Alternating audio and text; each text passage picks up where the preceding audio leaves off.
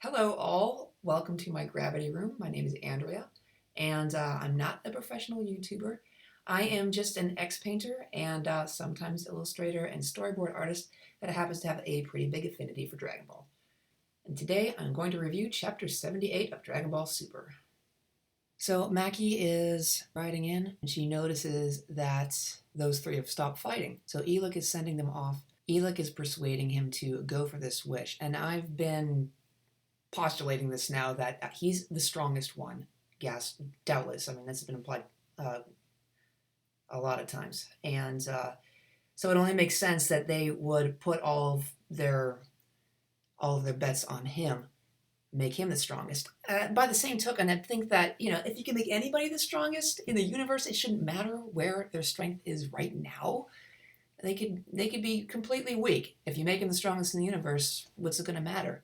But we don't know that that's the wish he's going to make for him. Maybe he's just going to enhance what's already there.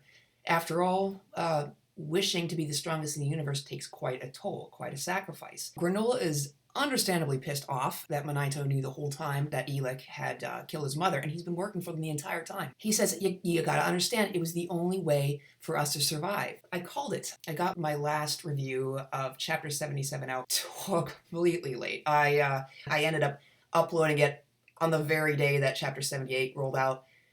Nonetheless, for the record, I called that he was purposely keeping this away from him. If he had known that Elec had killed his mother, he would have confronted him, and he would have definitely died. So what he did was to protect him. So Vegeta wants to get back to the important stuff. Well, did Bardock win? Who won? And and Vegeta sounded like his old self. Bardock was a low-class warrior. Was Gas really that weak? And I was left wondering that too, is how did that happen? One thing I immediately considered was maybe Bardock managed to go Super Saiyan. Me and a lot of other people. Of course, if he did that, the next question would be, then why didn't he go Super when Frieza up and destroyed Planet Vegeta? A Super Saiyan precursor form? Maybe it was a fluke and he couldn't manage it again? Or maybe simply he didn't go Super and it was something else entirely. Gas certainly seemed strong, and then I thought maybe he wasn't as strong at the time. But Manito confirms that that Gas was not weak, just the opposite.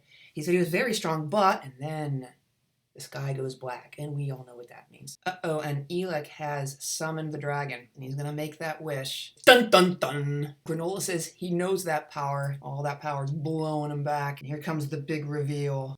What's up? I gotta say, Maki is really growing on me. She's making me laugh more and more, and I'm liking her more and more. So she kind of annoyed me a little bit initially. It's kind of bratty, but she's funny. And honestly, even if a villain can make me laugh, I start to like them very quickly. So Maki is totally making fun of him right now. They're gonna spring their secret weapon. You didn't leave us much of a choice when you decided to become the strongest in all the universe. Talk about cheating. On that note, now presenting Gas, the actual strongest in the universe. What? Another one?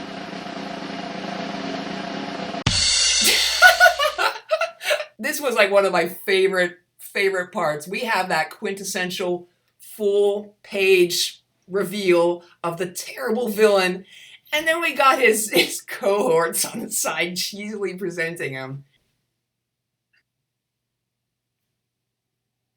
And he is enormous now. Gas has grown. Maybe he wished for maturity. Maybe, a heck of a lot of these aliens have an incredibly long lifespan. It only makes sense that it would take longer for some of them to mature. So maybe Gas just wished to become an adult and fully realize his strength. And it would be incredible by now if he was a kid and it was already incredibly high. And now they finally find out that that's how Granola got his power. He made a wish. Gas unleashes this laser blast. It's cutting right through the landscape. Vegeta's all, damn it, dodge! TFS Piccolo would be like, especially considering how little you dodged a few chapters ago, Vegeta. And he sliced Granola's ship clean in half. And he's got conjuring abilities. He summoned that out of thin air. It's some energy weapon or something and launched it straight at Granola, pierces him through the arms and the legs, and pins him to his own spaceship. There's almost a bit of a rivalry here between Gas and Granola. A bunch of blocks around Goku's ankles and wrists. Gas is like, kind of has magic abilities. We didn't see that before, but he never really did anything up until this point. Maybe he's always had this ability. Maybe it's merely enhanced. It reminds me quite a bit of actually Hela's weapon conjuring abilities. Now Gas sees the familiarity in Goku's face, a bit of Bardock, and he puts two and two together. You must be that Saiyan's son. So does his father still live? Vegeta confirms that they all died.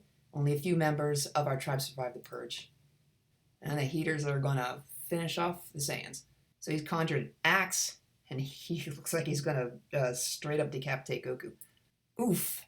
Someone's thrown a ki blast to his back, and it's Granola he's gotten free. I didn't think that he'd be going on about that right now. The title of the strongest belongs to me. Gas conjures a Morning Star next, whacks him across the face, sends him careening. He's charging him with this weapon now, bashing him repeatedly upside the head. These are some fun action panels. I actually really got a kick out of these. Thwack! Brings it up, right up into his jaw, sends him flying, off into the distance.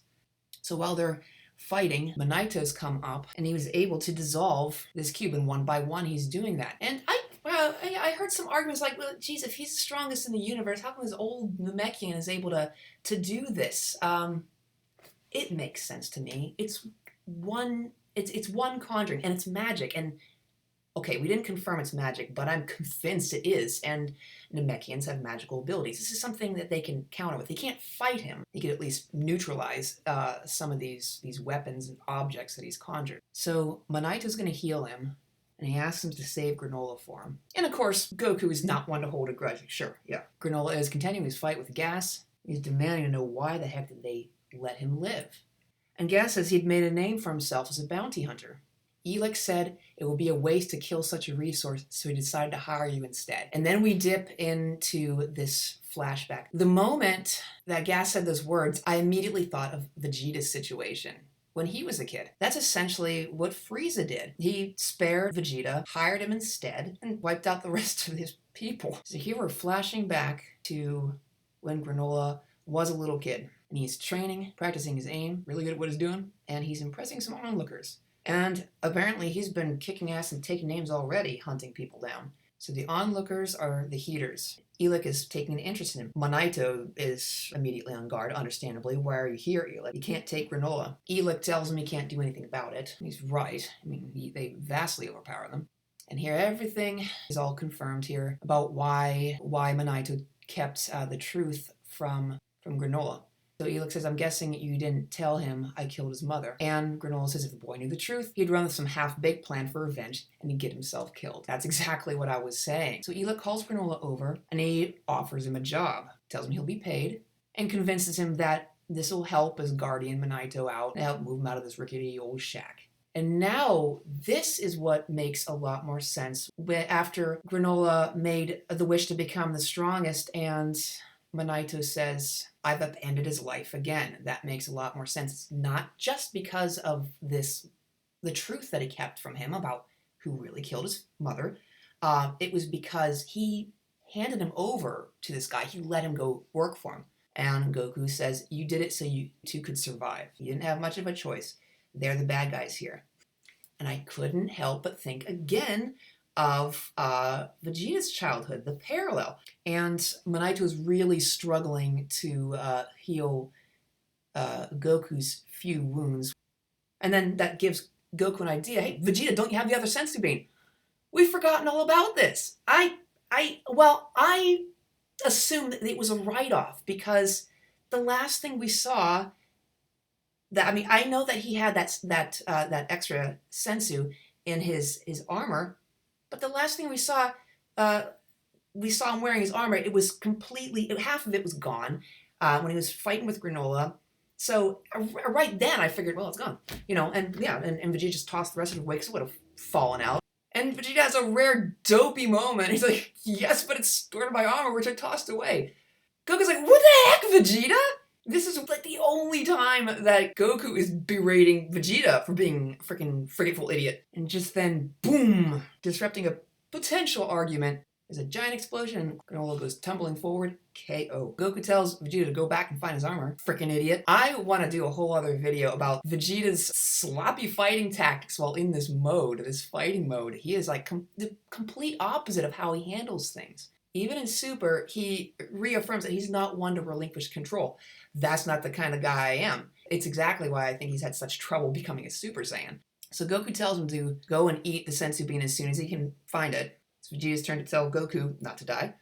And Goku says, you can transfer into freaky face mode again and beat gas. And phew, takes off. I cracked up at this part. I love this. I love that Toyotaro is playing off of the reactions of the readers and having a little fun with this, because come on, I think so many of us were like, that is a butt ugly transformation, myself included. So it was so hilarious when Goku called him that. He's all freaking embarrassed, but come on, Goku. I mean, you are the pioneer of freaky face mode, let's not forget. Goku sounding like his old American version cheesy Pollyanna self right here. Listen, buddy. So Gas has conjured this sword. Goku catches the blade, and he manages to break it. Now he's conjured a shield next, blocks Goku's kick. Goku sends a blast his way, and he looks like he's... What happened? He dodged... Oh, yep, he did. Now he's behind him with a giant mallet. Thwack. Playing croquet with Goku. Oil and Maki are looking on, having fun, enjoying seeing their brother beat the crap out of Goku. And then Oil notices that Vegeta's gone. I wonder if they're going to try to track him down next. I can't imagine these two guys fighting Vegeta, but Vegeta is pretty beat up, so that could tip the scales. So here's Vegeta back at the scene of the crime. He finds it. That should have fallen out. Honestly, I thought that would have been disintegrated. But how the hell did it stay in there? Bulma must have fabricated this armor with a special inside pocket or something. It's like, keep snacks, wallet-sized family photos.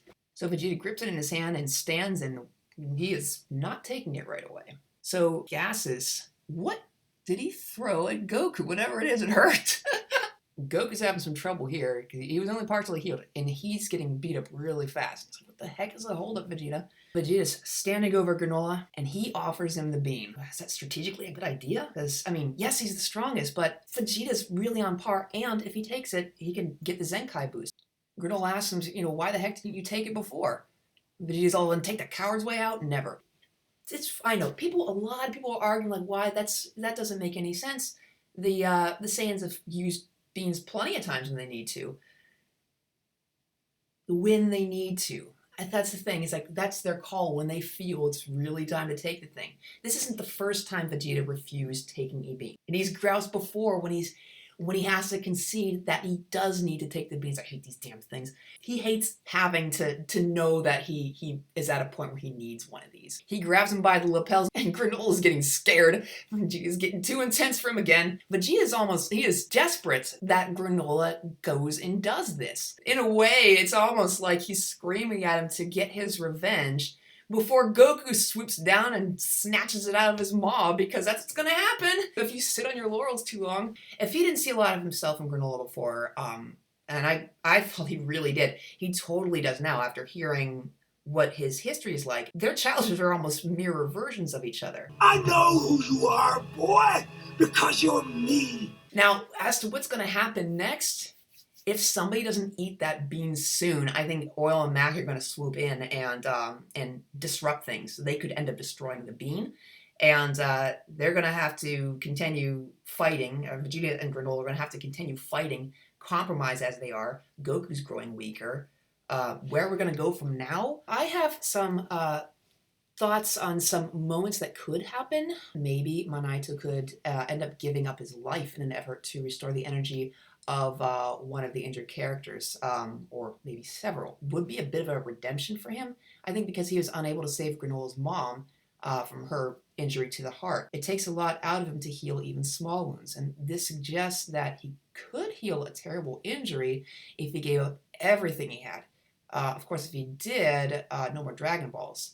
And that would create another interesting twist. Some more possible ironic moments that I considered: someone from an injury that was similar to Muesli. She was shot through the heart, and I immediately thought Vegeta was shot through the heart earlier on Namek. Wouldn't it be ironic if he suffered another mortal wound like that here and now?